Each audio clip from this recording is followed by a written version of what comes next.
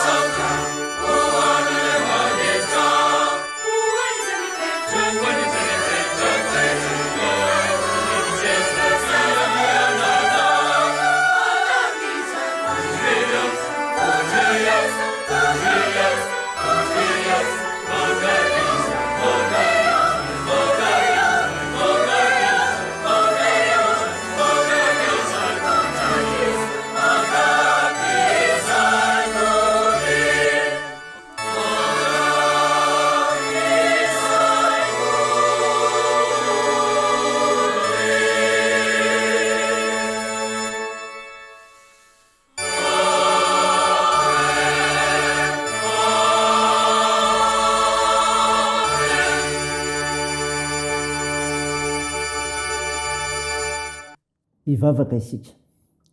Ry Jesosy Kristy tomponay io, sotranao zay fa miany fiainanay ianao fa velatra mpamonjeny zay. Mankalaza sy midera mivonafinaanao masina zay. Tompo matsiaro teny zay fa mpanota, ko mandoariko enatsehanao miaiky ny fahatsoanay. Mamondrafo ny mamelany erikay. Fa namaso midira ty anatiny amin'ny fianona ny teninao, amantarana ny tokony atao, indrindra ny iraka zay tokony ekenay satria mihinanao zay. aminaran'i Jesosy Kristy tompony anaovanay mivavakay. Amen. Ny ofinaina ho antsika amin'ity unité raha malala dia hitanao amin'ny boky Apokalipsy. Apokalipsy 10 ny andiny voalohany ka hatramin'ny faraika ambin'ny folo mivaky toy izao aminaran'i Jesosy. Ary hitako fa eny nisy anjely mahery anankiray koa nidina avy tany an-danitra sady mitafy rahona, ary ny havana dia teo amin'ny lohany, ary ny tavany dia tahaka ny masoandro, ary ny tongony tahaka ny andry hafa, ary ny tanana boky kely mivelona teo an-tanany izy, ary nabahany ny tongony ka ny ankavanana tamin'ny ranomasina, ary ny ankaviny tamin'ny tany, ary ny azo tamin'ny feo mahery izy tahaka ny feon'ny liona, ary no niantso izy dia nikotroka ny kotrokorana 7. Ary rehefa nikotroka ny kotrokorana 7 dia efa noratra aho, kanjonareo feo avy tany an-danitra aho, nanao hoe: asotomboka se izay efa notonon'ny kotrokorana 7 fa aza soratana. Ary ny anjely ilay efa hitako dia nitsangana teo ambony ranomasina sy teo ambonin'ny tany, ka nanangana ny tanany ankavanana ao amin'ny lanitra, ary ninina tamin'izay velona mandrakizay, dia ilay nahary ny lanitra sy ny eo aminy, ary ny tany sy ny eo aminy, ary ny ranomasina sy ny eo aminy, fa tsisy andro intsony. Fa amin'ny andro itsofan'ny anjely faha-7 rehefa hitsoka izy, dia ho tanteraka ny zava-miafina azy an'Andriamanitra, araka ny teny soa mafaly nambarany tamin'ny mpaminany mpanompony. Ary ny feo izay efa reko avy tany an-danitra dia niteny tamiko indray hoe: mandehana, raiso ilay boky mivelatra eo an-tanan'ny anjely mitsangana eo ambony ranomasina sy eo ambonin'ny tany. Dia nakany amin'ny anjely aho ka nanao tamin'ny meo ahy iny boky kely iny. Ary hoy izy tamiko: raiso ka hano avokoa io, dia hampangidy ny kibonao izy, nefa ao am-bavanao dia ho mamy tahaka ny tantely.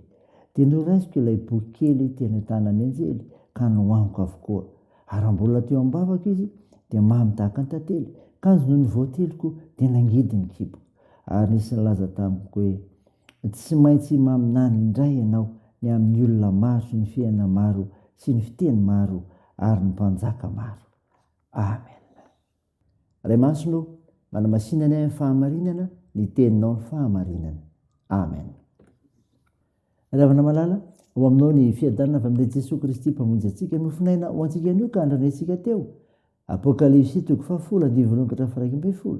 Tantara milaza ny amin'ny teny nentin'ny anjely anankiray, ary ny amin'ny kotrokorana 7 sy ny boky kely. Jesosy Kristy maniraka ny olona, manome azy ny teniny, manome azy ny teniny. Raiso ka hano avokoa io, dia hampangidy ny kibonao izy, nefa eo am-bavanao dia ho mamy tahaka ny tantely. Ho ny andiny fasivy. Afatra avy any an-danitra tonga tamin'ny Jaona tamin'izany fahitany izany. Nasainy naka ilay boky mivelatra teny amin'ny tanan'ny anjely izy, ka nasainy nohaniny. Rehefa niny izany teny izany Jaona dia voalaza fa hampangidy ny kibony izany, kanefa ho mamy eo am-bavany. Ny filazana hoe mamy eo am-bava dia midika ho fanomezan-toky ny antoka ho amin'ny mpino, fa ny mangidy ao an-kibo kosa dia midika ho fitsarana ho an'ny tsy mino. Ny filazantsara entin'ny iraka Jesosy Kristy dia sady teny fanomezan-toky ho famonjena ny mpino, no milaza famaizana ho amin'izay rehetra tsy mino. Mino filazantsara dia voavonjy ianao. Jesosy Kristy maniraka ny olona dia zao, maniraka anambara izany amin'ny hafa, anambara izany amin'ny hafa. Tsy maintsy maminany indray ianao ny amin'ny olona maro sy ny fiaina maro, any fiteny maro, ny 1:20. Ny teny nataon'i Jesosy Kristy tamin'ny Jaona izany, ny rahany aminany amin'ny olona maro sy ny fiaina maro sy ny fiteny maro ary ny mpanjaka maro izy. Satria nandray an'ilay boky Jaona dia tsy maintsy mahay mampity izany amin'ny hafa. Tsy ho an'ny mpon'ny Jerosalema ihany nefa no ampitany izany, fa ho an'ny vahoaka maro sy ny firenena maro. Noho izany, ny olona izay nandray ny filazantsara dia manana didy ampity izany amin'ny hafa. Baikon'i Jesosy Kristy tompony teny izany. Tsy olombitsy na olona manokana no ampitany izany, fa ny olona rehetra sy ny fiaina rehetra, mitoroy ny filazantsara amin'ny olombelona rehetra. Ray izany ry havana, dia n'Andriamanitra ero amin'ny voninahitra. Dia vavaka isika. Tompo, misaotra no mofinaina ny menao izay milaza ny amin'i Jesosy Kristy maniraka ny olony, ka manome azy ny teniny sy maniraka anambara izany amin'ny hafa. Da io tompo ny faharoa tenanay ho anao amin'ny fiainana famonjena dia ny finoana an'i Jesosy Kristy sy ny teninao Andriamanitra.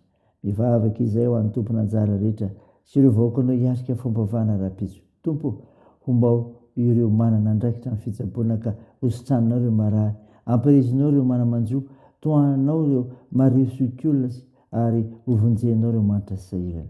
Tao ny asa sy ny fihazakazanay tompo amin'ity ity indray. Mba ny fitainao izay ny fikasana tsara, ny amin'ny asa fivelomana, ny amin'ny fianarana azy atao. Tompo, vangio ny firenenay, ny vavakay dia teo aminaran'i Jesosy Kristy ilay mpanavitra sady efa nitsangana tamin'ny maty ary velona mandrakizay, nampendritra anay ny vavaka manao hoe: Ranay eo izay ny an-danitra, ao masinina anie ny anaranao, ho tonga anie ny fanjakanao, atao any sitraponao ety an-tany ho tahaka ny an-danitra. Mehony an'izy arina sahaza ao anay, ary mamela ny helikay tahaka ny namelanay izay meloka taminay, ary aza mitonanay amin'ny fakapanahy, fa manafanay amin'ny ratsy, fanao ny fanjakana sy ny hery ary ny voninahitra mandrakizay. Amen. Raisa finoana revina malala ny tsorana totranao aminaran'i Jesosy Kristy. Andriamanitra ny faharetana sy ny finoanany ampiray hevitra zao araka ny Kristy Jesosy. Bosainy iray sy vavy iray, ny ranonao mankalaza n'Andriamanitra rain'i Jesosy Kristy tombontsika. Amen. Teo an'Andriamanitra hery ny voninahitra amin'ny anaran'ny Ray sy ny Zanaka ary ny fanahy masina. Amen.